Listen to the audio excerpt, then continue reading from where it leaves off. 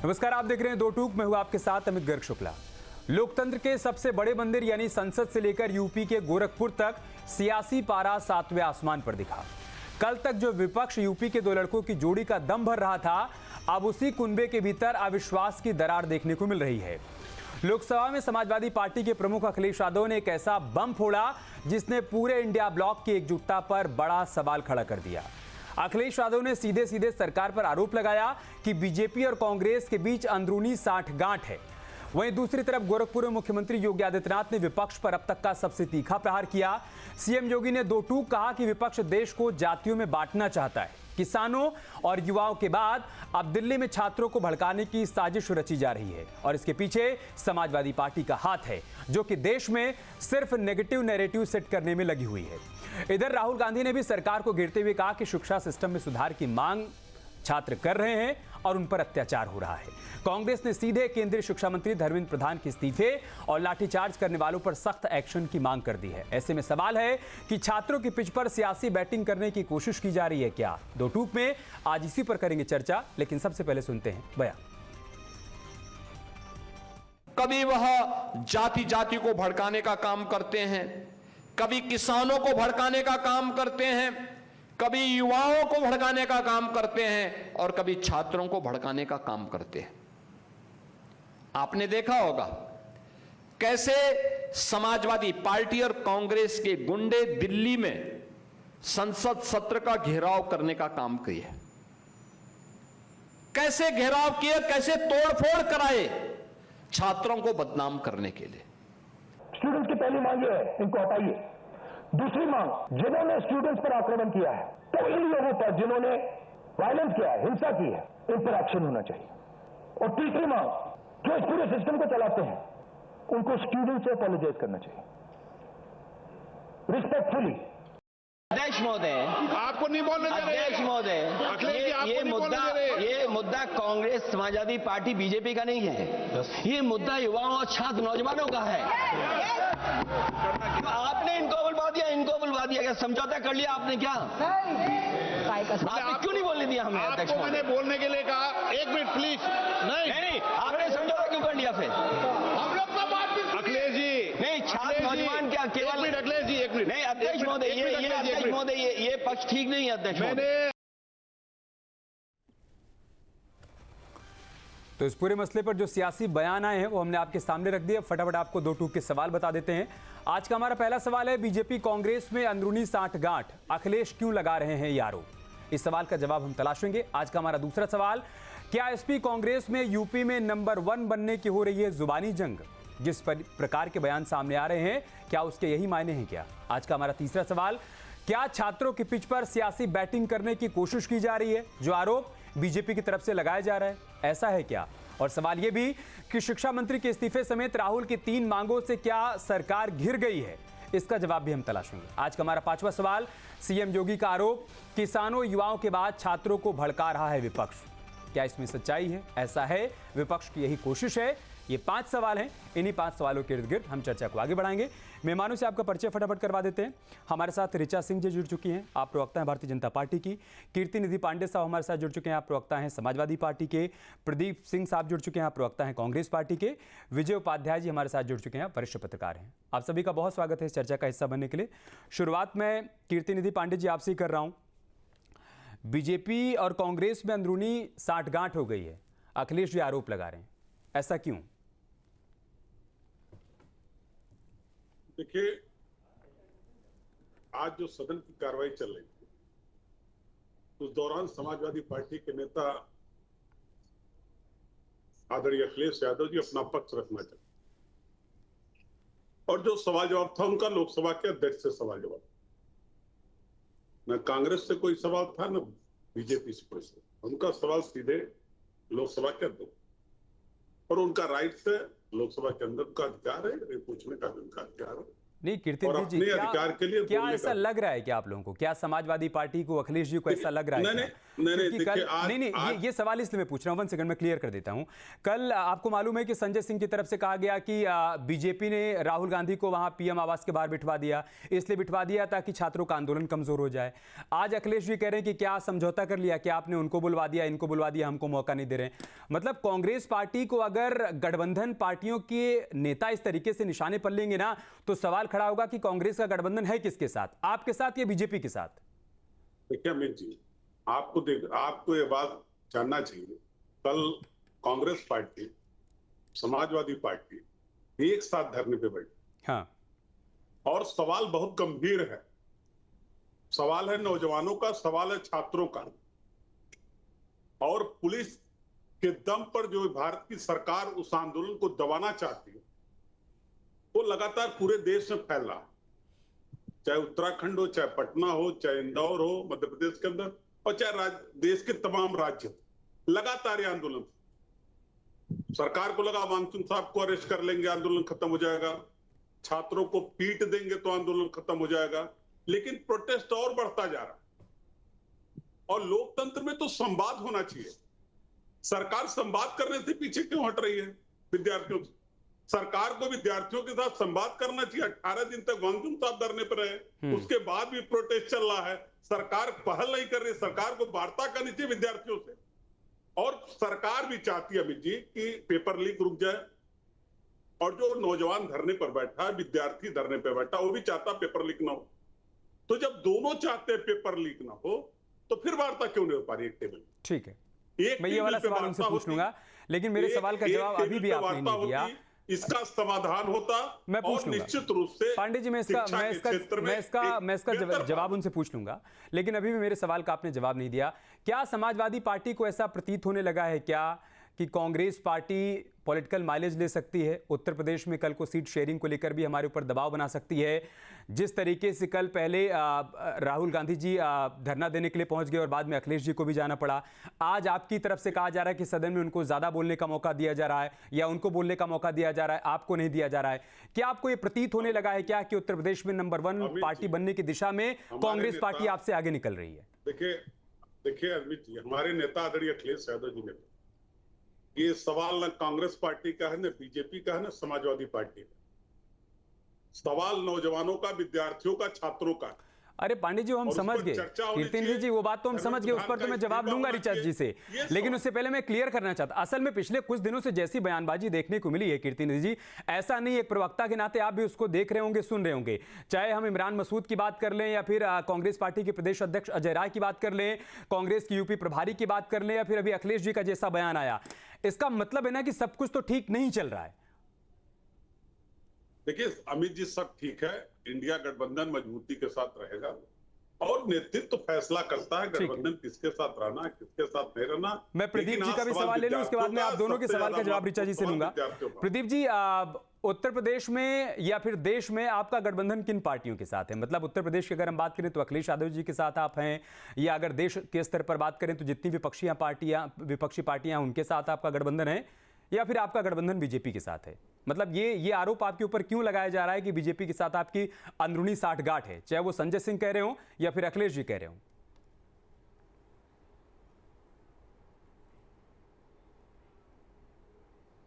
नहीं, देखिए, आप ये महत्वपूर्ण मुद्दा आज नहीं है कि किसके साथ साठगांठ है, किसके साथ साठगांठ नहीं है। महत्वपूर्ण मुद्दा ये है कि विगत 25 वर्षों से विद्यार्थी अनशन पर बैठे हुए हैं और सरकार मौन है, अहंकारी सरकार उनकी बात नहीं सुन रही है। प्रदीप भाई, आज वही बात, प्रदीप भाई, वो मुद्दा है, उस पर भी हम चर्चा कर रहे हैं, हमने कल भी की थी, उस पर हमने कल भी चर्चा की थी, अभी भी करेंगे, लेकिन आप थोड़ी देर तो इस वाले सवाल का जवाब देते ना, आप बताइए ना कि मतलब क्यों कल संजय सिंह को यह कहना पड़ गया कि बीजेपी ने राहुल जी को भिजवा दिया? इसी पर मैंने कल भी सवाल किया था कि क्या राहुल गांधी का रिमोट बीजेपी के हाथ में है क्या, चाहे वो अखिलेश जी कह रहे हो या फिर संजय सिंह कह रहे हो?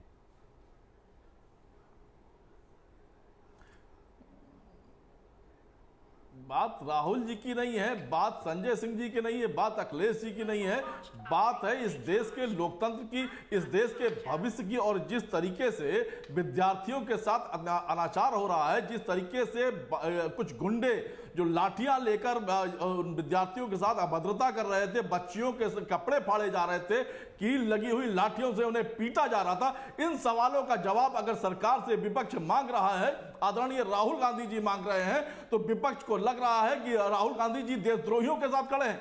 ये नीट के विद्यार्थी अगर सवाल कर रहे हैं सरकार से, का एक धड़ा आपसे भी सवाल पूछ रहा है साहब, उसका जवाब आप नहीं दे रहे हो जाएंगे, नहीं देना चाहते हैं तो कोई बात नहीं प्रदीप भाई। वापस लेने की बात करता है तो किसान देशद्रोही हो जाता है, अगर पहलवान बच्चियां आंदोलन करती हैं वो देशद्रोही हो जाती हैं, तो जो भी सरकार से सवाल करेगा वो देशद्रोही हो जाएगा। और विपक्ष अगर उसके साथ खड़ा होगा तो आप ये कहेंगे कि हम देशद्रोहियों के साथ खड़े हैं।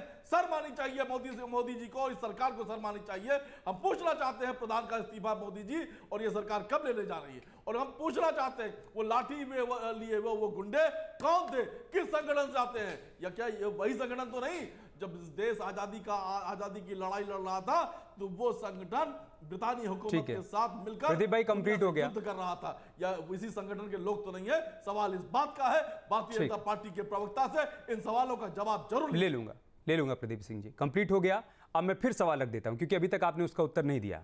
चाहे इमरान मसूद ये बयान दे रहे हों, चाहे समाजवादी पार्टी की तरफ से बयान दिया जा रहा हो, इमरान मसूद को बीजेपी का एजेंट कहा जा रहा हो, या फिर संजय सिंह का ये कहना कि राहुल गांधी बीजेपी के कहने पर जाकर बैठ गए धरने पर, आप क्या चाहते हैं कि इस पर सवाल किया ही ना जाए, पूछा ही ना जाए? जो सिर्फ आप सवाल पूछ रहे हैं उसी पर चर्चा हो?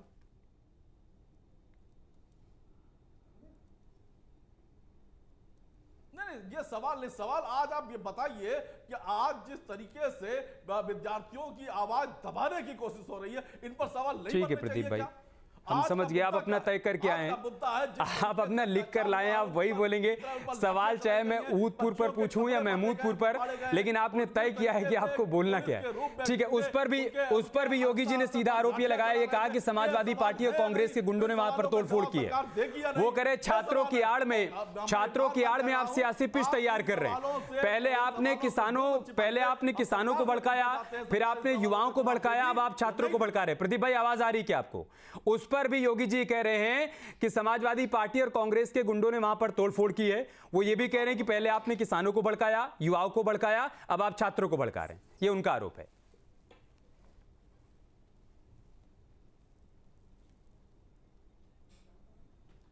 निश्चित तौर पर योगी जी तो तमाम तरह की बातें करते रहते हैं। योगी जी की बात अब भारतीय जनता पार्टी के लोग नहीं सुन रहे हैं, देश के प्रधानमंत्री उनको गंभीरता से ले नहीं रहे, तो इसलिए ये सोचते हैं कि मोदी जी अब कम से कम हमें गंभीरता से ले और मेरे ऊपर कोई प्रहार मोदी जी का ना हो। इस तरह की अनर्गल टिप्पणी तो योगी जी किया करते हैं। योगी जी से भी हम पूछना चाहते हैं, आप बताइए उत्तर प्रदेश के बच्चे नीट के विद्यार्थी हैं या नहीं?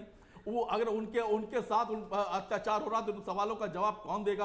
25 दिनों से वो अनशन। ऋचा जी, आप दोनों ही प्रवक्ताओं के सवालों का जवाब दीजिएगा, लेकिन साथ ही साथ एक सवाल ये भी है, क्या बीजेपी ये नहीं चाहती है? आगे प्रदीप भाई आपकी बात आ गई, मैंने आपको 2-3 मौके दिया, आपने सारी बातों को रखा, लेकिन फिर भी आपने मूल सवाल का जवाब नहीं दिया था। मैं फिर आऊंगा, कोशिश करूंगा कि आप उस बार जवाब दें।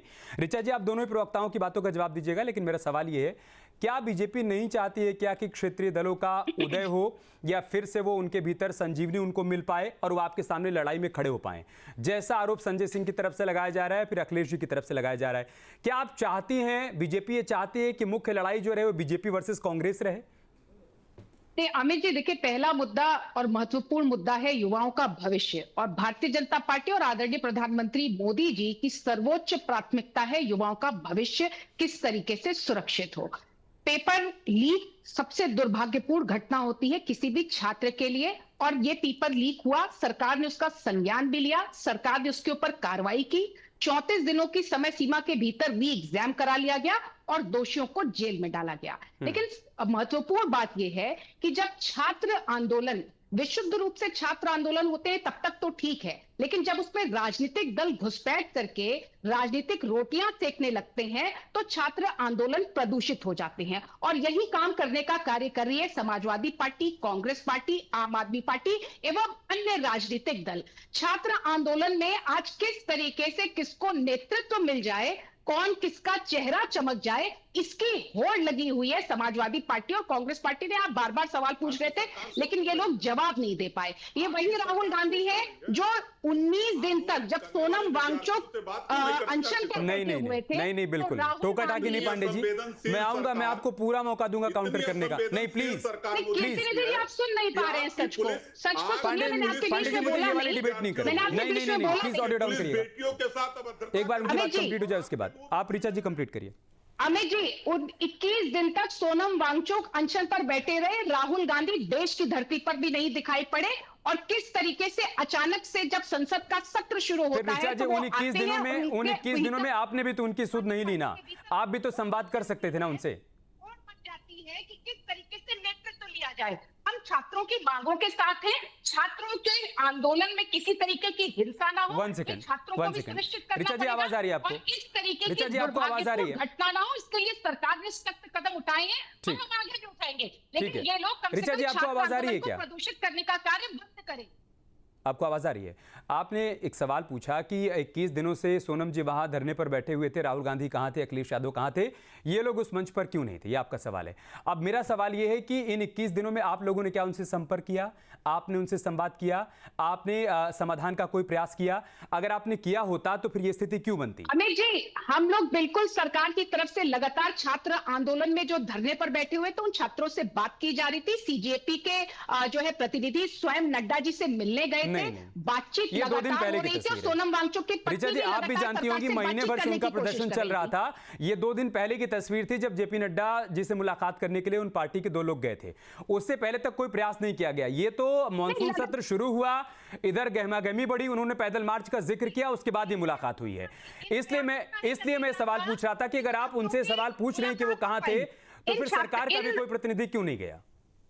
नहीं, इन जो है ये लगातार प्रयासों का ही फल था कि उन प्रतिनिधि मंडल की जेपी नड्डा जी से वहां बातचीत हुई और उन्होंने अपनी बातें रखी, जिस पर विचार करने के लिए सरकार की तरफ से आश्वासन भी दिया गया। लेकिन जिस तरीके से समाजवादी पार्टी के राष्ट्रीय अध्यक्ष अखिलेश यादव, राहुल गांधी, केजरीवाल, ये लोग कूदकर पूरे आंदोलन को प्रदूषित करने का कार्य कर रहे हैं, ये बेहद दुर्भाग्यपूर्ण है। और अमित जी, मैं एक अंतिम बात कहना चाहती हूँ, क्योंकि मैं छात्र संघ से आती हूँ, मैं इलाहाबाद विश्वविद्यालय की पहली निर्वाचित महिला छात्र संघ अध्यक्ष रही 137 वर्षों में। हम लोगों को फर्स्ट हैंड अनुभव है छात्र आंदोलन का।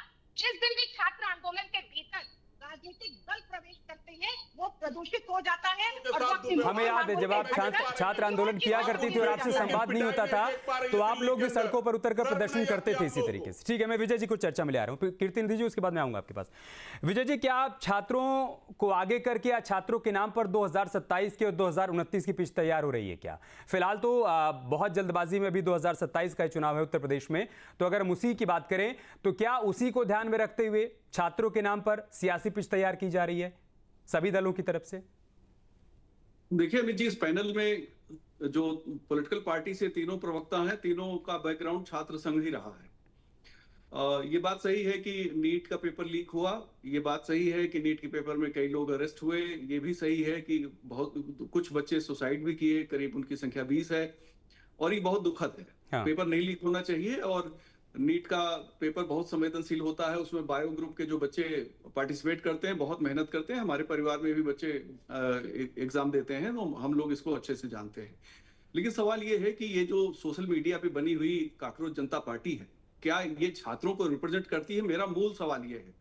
ये तीनों पैनलिस्ट इस बात को बताएंगे कि एक अभिजीत दीपके जो अमेरिका में बैठा था, उसने सोशल मीडिया पे एक पार्टी फ्लोट की और उसने काकरोच जनता पार्टी नाम लिख दिया, क्योंकि सुप्रीम कोर्ट के चीफ जस्टिस ने एक मामले में काकरोच का जिक्र किया था, शायद वहां से इंस्पायर होकर इसने लिखा था। मैं तो ये मानता हूं कि ये जो दिल्ली में इकट्ठा हुए हैं इसमें चंद छात्र हैं, बाकी तो उसमें अराजक तत्व और सोशल मीडिया इन्फ्लुएंसर और तमाम लोग उसमें भरे हुए हैं। ये छात्रों को तो कहीं से रिप्रेजेंट करते नहीं, और छात्र कहना छात्रों के साथ बेइंसाफी है। छात्र संघ के लिए लिंग 2 कमेटी बनी सुप्रीम कोर्ट के ऑर्डर पर। लिंग 2 कमेटी में जो पैरामीटर दिए हैं छात्रों के बारे में, उसमें से कौन सा पैरामीटर ये पूरी पार्टी जो है रिप्रेजेंट करती है? तो ये क्लेम ही गलत है, और मुझे लगता है कि पॉलिटिकल पार्टियों को इसे खारिज करना चाहिए था, लेकिन पॉलिटिकल पार्टी और सरकार दोनों ने इसे एक्सेप्ट कर लिया। ये और दुर्भाग्यपूर्ण है। वास्तव में इसमें लुम्पन एलिमेंट ज्यादा है, इसमें अराजक तत्व ज्यादा है। वहां पे पुलिस वालों पे अटैक करते हुए हम लोगों ने देखा, उनमें पेपर स्प्रे करते हुए हमने देखा। ये जिस बात का आप जिक्र कर रहे हैं विजय जी, क्या इसको कांग्रेस पार्टी ने बाकी पार्टियों की तुलना में ज्यादा अच्छे से समझा? क्योंकि कांग्रेस पार्टी का कोई भी बड़ा लीडर हमें उस मंच पर नजर नहीं आया। मतलब मुझे तो कोई छोटा लीडर भी नजर नहीं आया। अगर आपको नजर आया होगा तो आप बताइएगा। क्या यही कारण है कि राहुल गांधी ने उसी आंदोलन को आगे बढ़ाते हुए राह अलग चुनी, वो पीएम आवास के बाहर जाकर धरने पर बैठे और पूरा का पूरा जो आकर्षण था या पूरा का पूरा जो ध्यान था वो उनकी तरफ केंद्रित हो गया? क्योंकि इस बात का आकलन उन्होंने कर लिया था जो आप कह रहे हैं कि छात्रों के पैरामीटर पर ना वो संगठन कहीं टिकता है, ना वो पार्टी कहीं टिकती है, ना वो आंदोलन कहीं टिकता है। निश्चित तौर पे देखिए, राहुल ने अपनी राह अलग चुनी। मैं इसके लिए मानता हूं कि राहुल नीट के छात्रों के लिए सीरियस रहे होंगे। वो जाके प्रधानमंत्री आवास के सामने, हालांकि उन्होंने गलत एग्जाम्पल सेट किया, कल को वो प्रधानमंत्री होंगे और बीजेपी अपोजिशन में होगी, वो भी दरवाजे पे जाके बैठेगी, तो एक बड़ी समस्या पैदा होगी। एक एग्जाम्पल गलत सेट हो गया, लेकिन राहुल ने राह अलग चुनी। और इसको कौन पीछे से प्रमोट कर रहा था? आम आदमी पार्टी प्रमोट कर रही थी, ठीक है, जो कांग्रेस पे लगातार हमला कर रही है और बैकिंग तो आम आदमी पार्टी दे रही थी। मैं इस पूरी काकरोच जनता पार्टी में लोग स्वतः स्फूर्ति अनजाने में कुछ छात्र चले गए, कुछ अभिभावक चले गए, लेकिन इसको पॉलिटिकल सेक्टर को खारिज करना चाहिए था, क्योंकि ये पूरे तरीके से अराजकतावादी लोग हैं। अभिजीत दीपके ने कब नीट दिया? किस यूनिवर्सिटी के स्टूडेंट हैं? किस छात्र संघ का कब चुनाव? जवाब ले लेते हैं विजय जी। मेरी तो जानकारी कभी नहीं है। पांडे जी, एक पार्टी जो इस देश की सबसे पुरानी पार्टी और आप लोगों का भी 30-35 साल का इतिहास हो गया, आपको किसी एक ऐसे आंदोलन की जो अभी ये भी एस्टेब्लिश नहीं हो पा रहा है, जैसा विजय जी कह रहे हैं कि वो छात्र आंदोलन है या नहीं है, वो अराजकता है या फिर छात्र आंदोलन है, उसका सहारा लेना पड़ रहा है? एक तो ये बात, क्या अब आपको सत्ता में आने के लिए सरकार के द्वारा ऐसे मुद्दे नहीं मिल पा रहे हैं कि आप उन मुद्दों को उठाकर सरकार को घेर कर सत्ता में आ पाएं? और दूसरी बात, अगर आपको वाकई में सब कुछ जेन्युइन लग रहा है, उनका जो प्रदर्शन है, आपको लग रहा है कि सही दिशा में आगे बढ़ रहा है, उनकी बातों को सुना जाना चाहिए, माना जाना चाहिए, वो छात्रों के लिए ही आगे आए हैं, आंदोलन कर रहे हैं, तो फिर उससे पहले आप उस मंच पर नजर क्यों नहीं आ गए? वही प्रदर्शन, वही आंदोलन आपकी तरफ से भी किया जा सकता था, जो विजय कह रहे हैं, जिसके लिए कोई अमेरिका से चलाया और कोई कहीं से चलाया, वो आप लोग क्यों नहीं कर पाए? देखिए, लगातार नीट के पेपर लीक होने के साथ साथ जो देश में 150 पेपर लीक हुए मोदी सरकार के, उस पर बराबर सवाल उठते रहे। उत्तर प्रदेश में भी 20 से ज्यादा पेपर लीक, उस पर सवाल उठते रहे। विजय जी के बात से मैं एकदम इस बात से नहीं सहमत हूं। नहीं, वो ये नहीं कह रहे कि सवाल नहीं उठ रहे थे ना, हम ये कह रहे सवाल नहीं उठ रहे थे पांडे जी। अरे मैं बता रहा हूं, नहीं सुनिए तो सही, आप सवाल पूछ रहे थे, मैं तो कहीं नहीं रहा हूं। नीट पेपर लीक पर अखिलेश जी ने कई बार प्रेस कॉन्फ्रेंस की, हम सब ने उसको सुनाया और चलाया। मैं कह रहा हूं कि ऐसा एक मंच समाजवादी पार्टी और कांग्रेस, पांडे जी 1 सेकंड सुन लीजिए, नहीं आप ही दीजिएगा जवाब, सवाल मेरा आपसे ही है। ऐसा एक मंच समाजवादी पार्टी और कांग्रेस पार्टी भी तो तैयार कर सकती थी ना, जहां आप सरकार को घेर सकते थे इस मसले पर, वो मंच आप तैयार नहीं कर पाए, क्यों? मैं कह रहा हूं कि जो बात विजय जी कह रहे थे, मैं विजय जी के बात से इस बात से मैं कतई नहीं सहमत रखता कि वो आंदोलन पूरी अराजक तत्वों का आंदोलन है। मैं इस बात से कतई सहमत। उसमें विद्यार्थी है, 15 साल 20 साल, कोई मध्य प्रदेश से गया, कोई उत्तराखंड से आया, कोई कहीं से आया है, और लगातार उसमें भीड़ बढ़ रही है। काकरोच जनता पार्टी सरकार है भाई, अगर अराजकता है, किसी विदेशी ताकत से लोग इकट्ठे हो गए हैं, तो सरकार उसकी जांच करे। ठीक है विजय जी, आप काउंटर करना चाहते हैं? जांच करके उसके अंदर एंट्री करा रही है। ठीक है विजय जी, काउंटर करें, सुन लीजिए पांडे जी। क्यों नीट के सवाल पे आंदोलन नहीं होना चाहिए? ठीक है पांडे जी, आपने डायरेक्ट एक सवाल पूछा उनसे, वो काउंटर कर रहे हैं, सुन लीजिए। नहीं, मैं देखिए क्या हुआ कि नीट वाले मामले से अभिभावक भी परेशान थे, बच्चे भी परेशान थे और बहुत ज्यादा पैनिक में थे। हाँ। क्योंकि जिस मेहनत से उन्होंने इम्तिहान दिया था और बाद में जिस तरह से पेपर लीक का पूरा मामला साबित हो गया कि हाँ पेपर लीक किया, और एनटीए से जुड़े जो पेपर सेट करने वाले लोग हैं, ट्रांसलेट करने वाले लोग हैं, वो लोग शामिल हैं। इन पूरी पॉलिटिकल इकोसिस्टम जो भारत की है, इन्होंने उस पूरे वैक्यूम को खाली छोड़ दिया, पूरा स्थानीय खाली छोड़ दिया।